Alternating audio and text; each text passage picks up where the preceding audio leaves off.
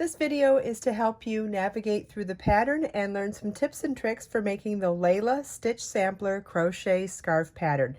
This is an easy and relaxing crochet zen project featuring 5 simple stitch patterns. It would be just as pretty in a solid color as well as in the unlimited variations available to you when you combine up to 5 color stripes. You will need 1,420 yards of number 3 DK weight yarn or 284 yards each of 5 colors. The sample is shown in Be So Baby yarn, which is my number 3 DK weight milk fiber yarn, and it is shown in the 5 colors salmon, gold, turquoise, prince, and indigo, 2 balls each. You will also need an H8 or 5mm crochet hook to make this beautiful wrap.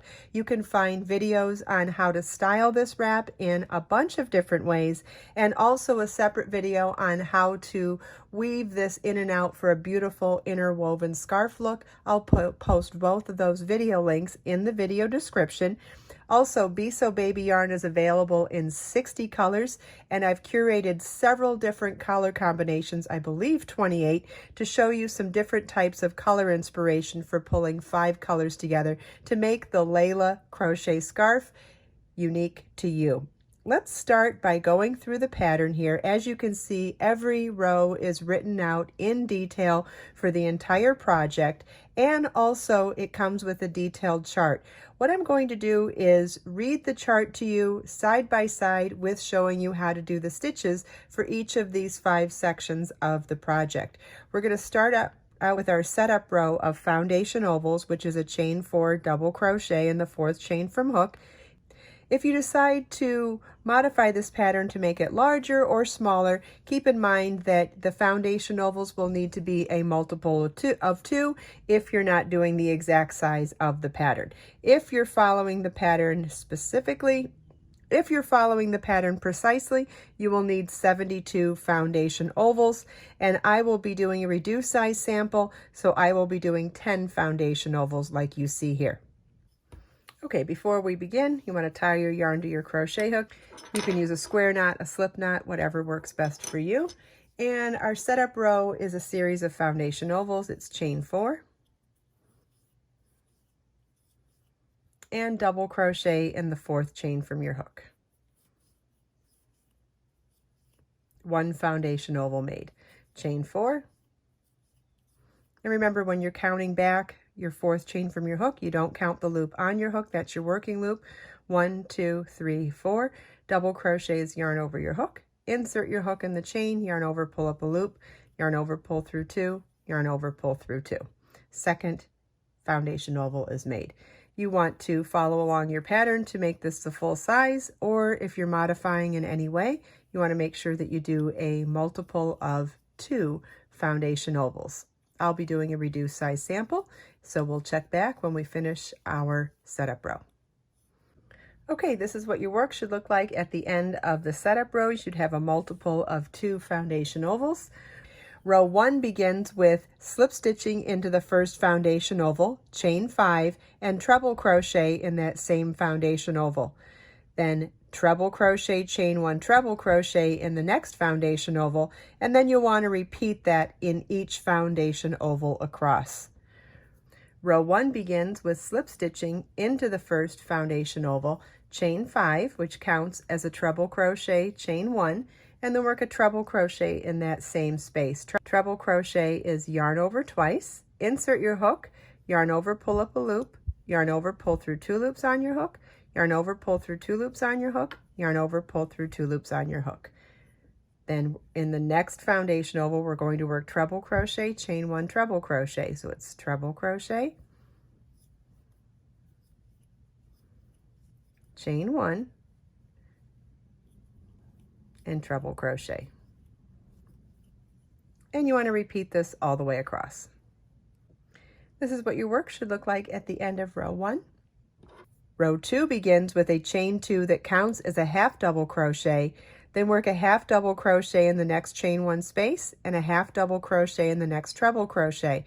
Our repeat for this row is half double crochet in the next treble, half double crochet in the next chain 1 space, and half double crochet in the next treble. And you want to repeat that all the way across.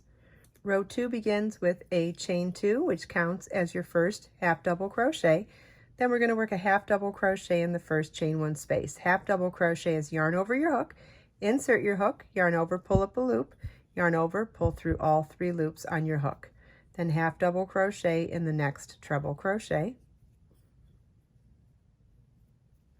And our repeat for this row is half double crochet in the next treble crochet,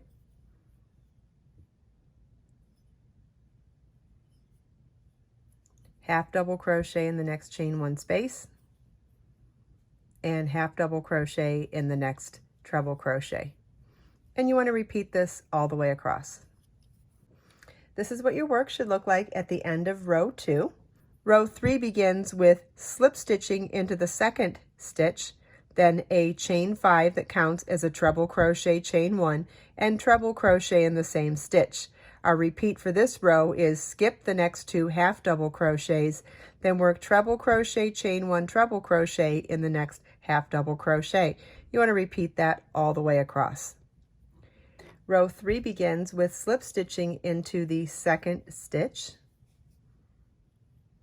then chain 5, which counts as a treble crochet chain 1, and work a treble crochet in the same stitch. Yarn over twice, insert your hook, yarn over, pull up a loop, yarn over, pull through 2, yarn over, pull through 2, yarn over, pull through 2.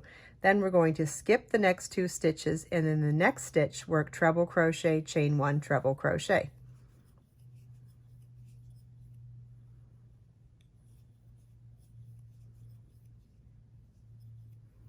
And so our repeat for this round is skip 2 stitches, then treble, chain 1 treble in the next stitch. And you want to repeat this all the way across. This is what your work should look like at the end of row 3. Row 4 is a repeat of row 2. Then rows 5 and 6 are a repeat of rows 3 and 4. Row 4 is a repeat of row 2. Row 5 is a repeat of row 3.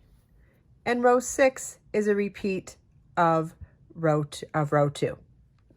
This is what your work should look like at the end of row 6. If you are changing color like I did in this project, you would be changing color from your first color to your second color at the end of this row, which means we're going to fasten off. You can weave in your loose ends as you go. Sometimes I feel like it makes the whole process a lot easier for me if I weave in my ends as I go, because the project looks prettier. So if you're going to weave in your ends as you go, or if you wait till the end, it doesn't matter. You want to thread your tail onto a yarn needle and weave your end in and out, back and forth in your stitches. You want to go back and forth at least 3 times in multiple directions, preferably in denser sections. It makes it a little easier to go back and forth. But you just want to pick some areas to go back and forth and do it for several inches until you feel like your end is securely woven in. And now we're ready to begin row 7, which is where we pick up a new color. I hope you enjoyed this video. If you have any questions at all, please leave them for me in the comments. Everything we talked about today, you can find as links in the video description below. Let us make time to create, share, and inspire today and every day. I'll see you in the next video.